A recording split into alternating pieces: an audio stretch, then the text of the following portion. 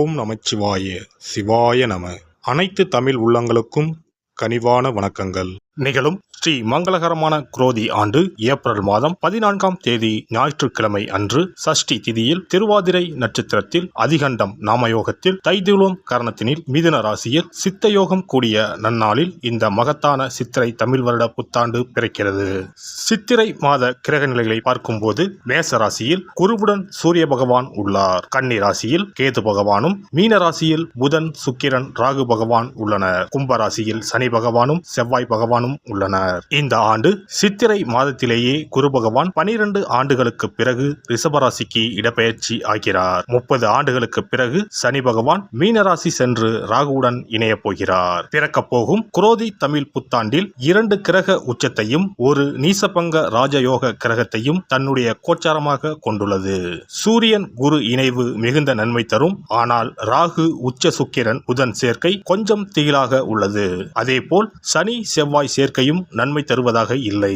எனவே இந்த வருடம் நன்மை எவ்வளவு அதிகம் உள்ளதோ அதே அளவு கெடுதலும் உள்ளது. எனவே அவரவர் குடும்ப பெண்களையும், இளைஞர்களையும், குழந்தைகளையும் நீங்கள்தான் பத்திரமாக பார்த்து கொள்ள வேண்டும். இதில் ஒன்றை சொல்லியே ஆக வேண்டும். நினைப்பதை நல்ல செயலாக நினையுங்கள். ஏனெனில் கொஞ்சம் கோக்குமாக்கு யோசனை எட்டி பார்க்கும். வேறென்ன, ஒரு துணையை செட்டப் பண்ணலாமா என்று ரொம்ப நாளாக மனதில் ஓடிக்கொண்டே இருக்கும். இந்த மாதிரி விளங்காத யோசனைகள் எல்லாம் வேண்டாம். செல்வம் செல்வாக்கு பெருக, நல்ல நட்பு கிடைக்க, முயற்சிகளில் முன்னேற்றம், வாழ்வின் அபிவிருத்தி என இவை சார்ந்து சிந்தனை செய்யுங்கள். இந்த வருடம் அத்தனையும் நடக்கும். நல்லன எல்லாம் கைகூடி வரும். சுக்கிரனை ராசி அதிபதியாக கொண்ட ரிஷபராசி அன்பர்களே, ராகு பகவான் லாபஸ்தானத்திலும், கேது பகவான் பூர்வ புண்ணிய ஸ்தானத்திலும் பயணம் செய்கின்றனர். குரு பகவான் 12ஆம் வீட்டில் இருந்து உங்கள் ராசிக்கு ஜென்ம குருவாக இடப்பெயர்ச்சி அடைய போகிறார். சனி பகவான் ஆண்டு இறுதியில் விரயஸ்தானத்திற்கு வரப்போகிறார். செய்யும் தொழிலில் முன்னேற்றம் ஏற்படும். பதவி உயர்வும் சம்பள உயர்வும் இந்த ஆண்டு கிடைக்கும். தண்ணீரில் கண்டம் இருப்பதால் ஆறுகள், அருவிகளில் குளிக்கும் போது கவனமாக இருப்பது நல்லது. இந்த ஆண்டு பல ஆலயங்களில் தரிசனம் செய்வீர்கள். ஆன்மீக பயணங்களால் உங்கள் வாழ்க்கையில் அற்புத மாற்றங்கள் ஏற்படும். குரு பகவான் மே 1ஆம் தேதி முதல் உங்கள் ஜென்ம ராசியில் பயணம் செய்கிறார். ஜென்ம குரு என்பதால் பண விஷயத்தில் கவனம் தேவை. எவருக்கும் வாக்குறுதி கொடுப்பதோ, பணம் நகையை யாருக்கும் இரவல் தருவதோ வேண்டாம். உடல் ஆரோக்கியத்தில் கவனம் தேவை. அசைவ கார உணவுகளை குறையுங்கள். வீண் செலவுகளையும் தவிர்க்கவும். குருவின் பார்வை உங்கள் ராசிக்கு 5, 7, 9இல் விழுகிறது. குரு உங்கள் ராசிக்கு 5ஆம் வீட்டை பார்ப்பதால் திருமணமாகி நீண்ட நாட்களாக குழந்தை இல்லாதவர்களுக்கு குழந்தை பாக்கியம் கிடைக்கும். பிள்ளைகளின் பிடிவாதம் குறையும். மகளுக்கோ மகனுக்கோ நல்ல வேலை கிடைக்கும். பிள்ளைகளுக்கு சுபகாரியம் நடைபெறும். அடிக்கடி கர்ப்பச்சிதைவு ஏற்பட்ட நிலை மாறும். குழந்தைக்காக காத்திருப்பவர்களுக்கு குழந்தை பிறக்கும்.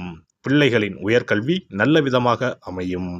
களத்திர ஸ்தானத்தின் மீது குரு பார்வை விழுவதால் திருமணம் கைகூடி வரும். தம்பதிக்கு இடையே நெருக்கம் அதிகரிக்கும். வீட்டில் தடைப்பட்ட திருமணம் கைகூடி வரும். அயல்நாட்டில் இருக்கும் உறவினர்கள், நண்பர்களின் உதவிகள் கிடைக்கும். அதிகார பதவியில் இருப்பவர் அறிமுகமாவார். பேசும் வார்த்தைகளில் கவனம் தேவை. உங்களின் 9ஆம் வீட்டை குரு பார்ப்பதால் வருமானம் அதிகரிக்கும். கடனில் ஒரு பகுதியை அடைப்பீர்கள். தந்தை வழி சொத்துக்கள் வந்து சேரும். பயணங்கள் சாதகமாக அமையும். பதவிகள், பட்டங்கள் கிடைக்கலாம். பெண்களுக்கு ஆடை ஆபரணம் சேரும்.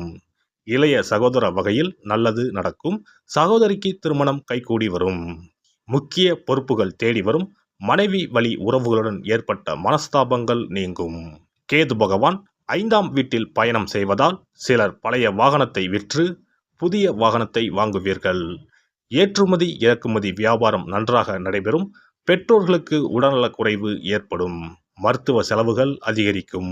தொழில் வியாபாரத்தில் முன் யோசனை தேவை. மற்றவர்களின் பேச்சை கேட்டு புதிய துறையில் முதலீடு செய்ய வேண்டாம். உத்தியோகத்தில் வேலைப்பளு அதிகரிக்கும். அரசு வேலை, பதவி உயர்வுக்காக தேர்வு எழுதி வெற்றி பெறுவீர்கள்.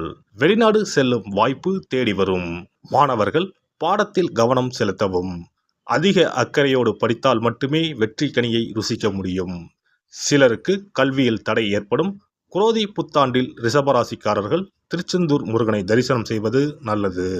சஷ்டி, கிருத்திகை நட்சத்திர நாட்களில் பாலாபிஷேகம் செய்து வழிபட பாதிப்புகள் குறையும். சங்கடங்களையும் சவால்களையும் எதிர்கொண்டு சாதிப்பீர்கள். குரோதி ஆண்டு ரிஷபராசிக்காரர்களுக்கு சாதனைகள் நிறைந்த ஆண்டாக அமையப் போகிறது. சிறப்பு பரிகாரம். செவ்வாய் தோஷம் நீங்க செய்ய வேண்டிய பரிகாரங்கள் என்னென்ன, வழிபட வேண்டிய தெய்வம் யார் என்பதனை பற்றி காண்போம். நவ கிரகங்களில் சூரியனுக்கு அடுத்தபடியாக செயல் ஆற்றல் உள்ள கிரகம் செவ்வாய். ஆளுமை திறன், ஆற்றல், வீரம், அதிகாரம் செய்தல், வளைந்து கொடுக்காத தன்மை, தர்மம், நீதி, நேர்மை, நியாயம் போன்ற அம்சங்கள் கொண்ட கிரகம் செவ்வாய். செவ்வாய் பலமாக இருந்து நல்ல ஆதிபத்தியம் பெற்று அவரது தசை நடக்குமானால் சகோதர சகோதரிகள் மூலம் பெரும் அனுகூலம் ஏற்படும். பெரிய பதவிகளில் உள்ளவர்கள், தொழில் அதிபர்களின் தொடர்பு கிடைத்து அதன் மூலம் முன்னேற்றம் உண்டாகும். பலமற்ற ஆதிபத்தியம் பெற்று தசை நடக்குமானால் கீழே விழுவதும் அடிபடவும் நேரிடும். வாகன விபத்துக்களை சந்திக்க நேரிடும். இரத்த காயங்கள், வெட்டுக்காயங்கள், இரத்த சம்பந்தமான நோய், சித்தப்பிரமை, தலையில் அடிபடுதல் போன்றவற்றை ஏற்படுத்துவார் செவ்வாய் பகவான்.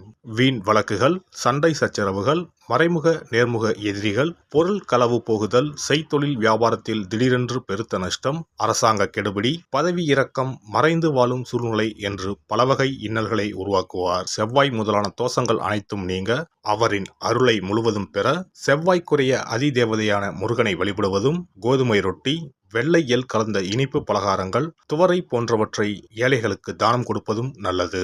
செவ்வாய் கிழமைகளில் விரதம் இருந்து செவ்வாய் பகவானுக்கு விளக்கேற்றுவது, சஷ்டி விரதம், கிருத்திகை விரதம் மேற்கொள்வது, தினமும் கந்த சஷ்டி கவசம் படிப்பது நல்லது.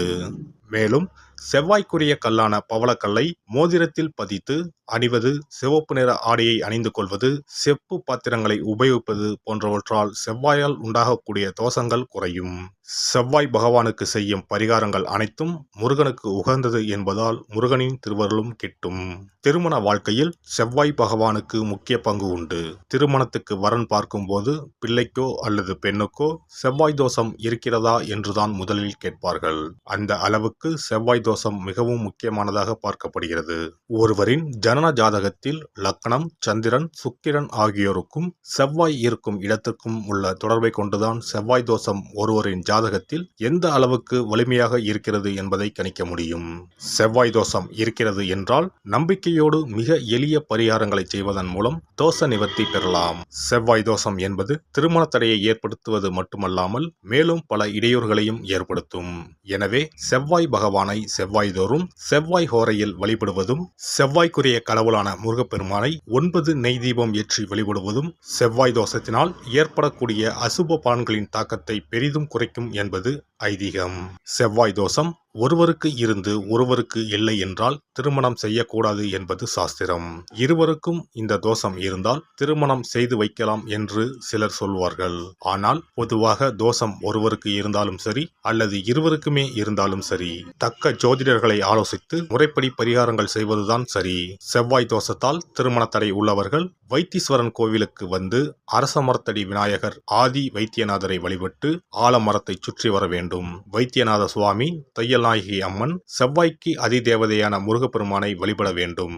சன்னதியில் உள்ள செவ்வாய் பகவானுக்கு சிகப்பு வஸ்திரம் சாத்தி அபிஷேகம் செய்து பரிகாரம் செய்ய தடைகள் நீங்கும்.